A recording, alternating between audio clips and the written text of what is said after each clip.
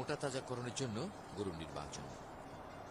মোটা তাজাকরণের জন্য সাধারণত 1.5 থেকে 2 বছরের এড়ে বা ষাঁড় বাছুর নির্বাচন করা উচিত। অবশ্য করণীয় গরুকে কৃমিনাশক খাওয়ানো, খোলামেলা ও পরিষ্কার পরিচ্ছন্ন বাসস্থান নির্বাচন, বাজারে বিক্রির উপযুক্ত সময় নির্ধারণ ও গরু মোটা তাজাকরণের মেয়াদ 3 থেকে 4 মাস হওয়া উচিত। ঘরের পাশে নর্দমার ব্যবস্থা রাখতে হবে যেন সহজে পয় নিষ্কাশন করা যায়।